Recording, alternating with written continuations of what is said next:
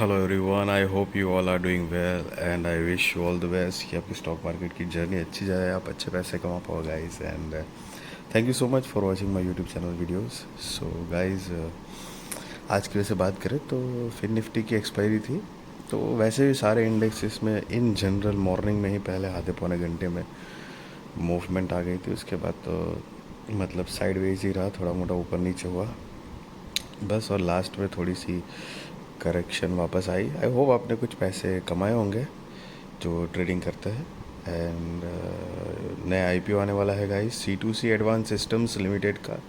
तो चलिए IPO details देख लेते हैं। आईपीओ डेट जो है वो 22 नवंबर 2024 से लेकर 26 नवंबर 2024 तक है। फेस वैल्यू 10 रुपये पर शेयर। प्राइस बैंड 214 रुपये से लेकर 226 रुपये पर शेयर है। लॉट साइज 600 शेयर्स का है। Total issue size 43 lakh shares है। करीब 99 करोड़ 7 लाख रुपए कंपनी कलेक्ट करने वाली है इस टोटल इशू साइज से। एंड गाइस, सारे के सारे फ्रेश इश्यूज है। एक भी शेयर ऑफर फॉर सेल मतलब OFS के ज़रिए नहीं आएगा। सो इसका basis of allotment 27 November 2024। Initiation of refunds 28 November 2024। Credit of shares to demat वो भी 28 नवंबर 2024 है। लिस्टिंग डेट 29 नवंबर 2024 है। Cut off time for UPI mandate confirmation शाम को 5 बजे 26 नवंबर 2024 है।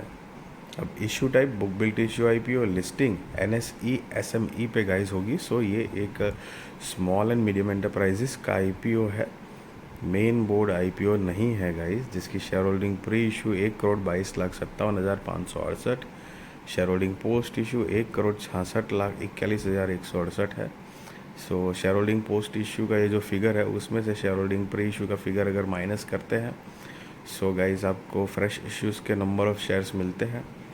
Market maker portions 2,19,600 shares Spreadex securities के behalf पे अलग से रखे गए हैं, जो कि ये पर्टिकुलर IPO के लिए मार्केट मेकर पोर्शन बने हुए हैं गाइस। एंड यहाँ पर रिटेल कैटेगरी में मिनिमम हो या मैक्सिमम एक ही लॉट के लिए अप्लाई करना है। 600 शेयर्स आएंगे, 1,35,600 रुपये गाइस आपको देने होंगे। HNI में मिनिमम 2 लॉट के लिए अप्लाई करना है। 1200 शेयर्स आएंगे, 2,71,200 रुपये आपको देने होंगे। सो गाइस याद रहे SME है तो इसमें सिर्फ लॉट्स में डील होगी, सिंगल सिंगल शेयर्स आप खरीद या बेच नहीं पाओगे। और ये जो लॉट साइज़ है वो लिस्टिंग के बाद चेंज होने के चांसेस होते हैं गाइस, ज़रूरी नहीं है लेकिन यस गाइस चांसेस होते हैं। और ऑफ कोर्स 1 लाख से ऊपर की रकम लगती है एक लॉट अप्लाई करने के लिए, तो बड़ी अमाउंट है। तो उस चीज़ का ध्यान रहे, क्योंकि आपने कई बार सुना होगा कि SME स्टॉक्स रिस्की होते हैं। सो जस्ट अवेयर, हालांकि ज़रूरी नहीं है कि SME कंपनी है तो बेकार ही है। कई सारी SME कंपनी अच्छी भी होती है जो इन फ्यूचर मतलब जैसे आगे अच्छा प्रोग्रेस करके मतलब प्रॉफिटेबल, ज़्यादा प्रॉफिटेबल या फिर मेन बोर्ड में भी शिफ्ट करी जाती है। सो बट हाँ, रिस्क फैक्टर रहता है, उस चीज़ का ध्यान रहे। Reservation QIB shares offered not more than 50% of the net issue. Retail shares offered not less than 35% of the net issue. NI HNI shares offered not less than 15% of the net issue है।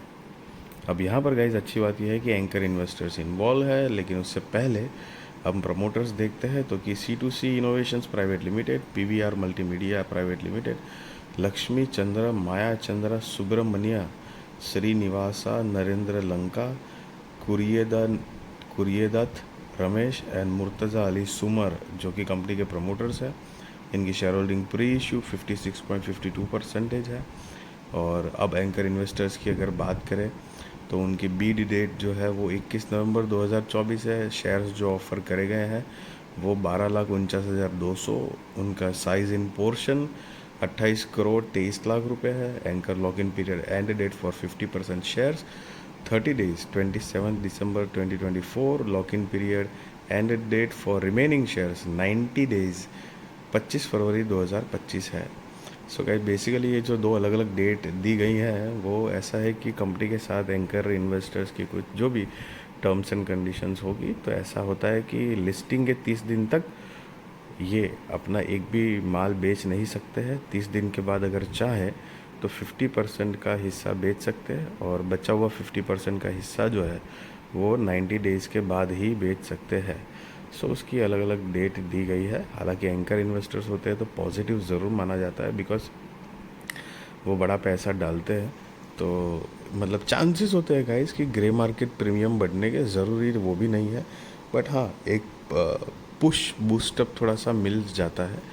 And yes, लेकिन मेरा opinion, suggestion या फिर point of view आपको बताऊं तो यही होगा कि स्टॉक हो या आईपीओ हो, कभी भी ऐसे कोई बड़ा इन्वेस्टर्स या ये है वो एक सिंगल एजेंडा पॉइंट पे आपको डिसीजंस नहीं लेने चाहिए कि हाँ चलो हम भी पैसा डाल देते हैं, बिकॉज उनकी आई मीन स्ट्रेटेजीज जो है, माने मतलब रिसर्च टीम, रिस्क मैनेजमेंट, कितना प्रॉफिट बुक करेंगे, कितना नहीं करेंगे, लॉस कितना खाएंगे, कितने पैसे मतलब कहाँ पर किस तरह से इन्वेस्ट कर रहे हैं, उनकी कंपनी के साथ इंटरनल लिंकअप कुछ है नहीं है, हालांकि वो तो एक अलग ही इश्यू हो जाता है, लेकिन बहुत सारी दूसरी चीज़ है जिसके अंदर फ़र्क पड़ता है गाइस। तो ऐसे एकदम से डिसीजंस नहीं लेने चाहिए गाइस। हाँ डेफिनेटली पॉजिटिव मतलब एक एड ऑन बात ज़रूर कह सकते हैं। सो गाइस, अगर कंपनी के बिजनेस की ब्रीफ आइडिया लें तो C2C advance systems limited, formerly known as C2C DB systems private limited था, जो कि नाम अभी चेंज हुआ है एंड 2018 से इनकॉर्पोरेटेड है। Is a vertically integrated defence electronic solution provider catering to the indigenously developed defense products industry in India. The company's core competencies include C4I systems for effective situational awareness and decision support, AI ML based big data analytics, enterprise integration of real time data from IIoT, and embedded FPGA designs. The company's business model for digital transformation focuses on four main services, जिसमें पहला virtual supply chain. The company provides software development based on real-time and continuous data provided by various sensors, generating usable data that is immediately actionable. दूसरा जो है वो virtual logistics, जिसके अंदर the company delivers using commercial of the shelf electronic boards and complex engineering to integrate and deliver in an engineered enclosure that can withstand harsh environmental conditions. तीसरा virtual maintenance, जो कि the company integrates various subsystems to deliver systems that extract real-time data and create situational awareness for defense leadership to take action. Application of AI ML technologies in all offering and as standalone product development and engineering. तो ये कुछ company की product portfolio था. The company product list includes combat management system, C4I system, anti drone command and control systems, air defence sub systems, integrated platform management systems and integrated vessel management systems. साथ में कुछ competitive strength दी गई है company की. और 30 अक्टूबर 2024 के according 190 लोगों की टीम है, मतलब कि एम्प्लॉय है, जो कि अलग अलग डिपार्टमेंट में काम करते हैं. सो बेसिकली कंपनी के अगर फाइनेंशियल्स की बात करें, जो कि one of the key important point कहलाता है, क्योंकि वो मेन है धंधा क्या हो रहा है. सो गाइज, यहाँ पर 31 मार्च 2022, 23, 24 एंड 30 सितंबर 2024 के फाइनेंशियल्स दिए गए हैं. सो सारे फिगर लैक्स में है, मैं आपको गाइस करोड़ में कन्वर्ट करके बताऊंगा.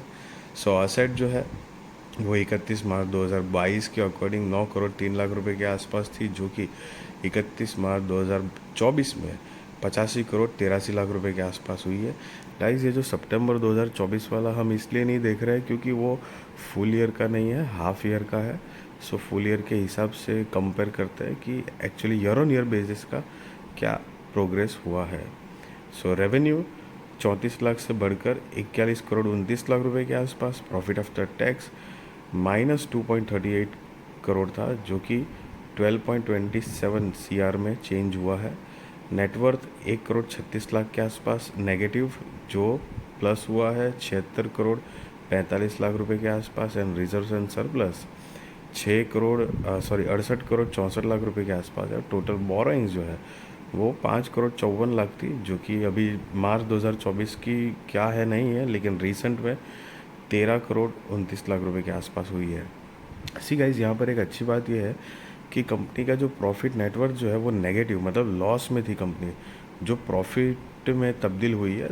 और revenue, asset, I mean reserves, ये सारी चीज़ तो ग्रोइंग मोड में है ही, लेकिन साथ में थोड़ी बोरोइंग्स भी बढ़ी है।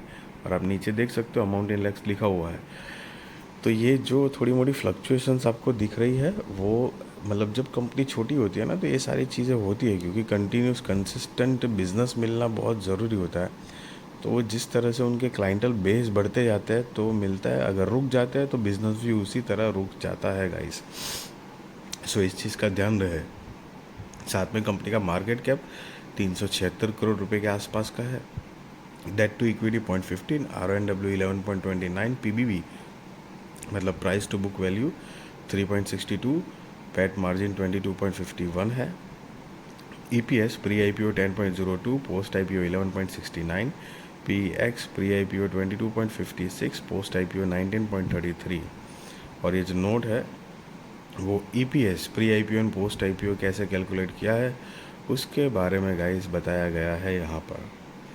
सो अब कंपनी के ऑब्जेक्ट ऑफ इशू देखें, मतलब IPO लाने की वजह, तो कि funding of capital expenditure towards the purchase of fixed asset for its existing operations and the proposed setup of experience center at Dubai towards fit outs at the new premises at both Bengaluru and Dubai, payment of security deposit for new premises at Bengaluru, Karnataka, India, to fund the working capital requirements of the company, to fund expenditure towards general corporate purpose. So guys, ये कुछ major reasons दिए company ने यहाँ पर IPO लाने के लिए।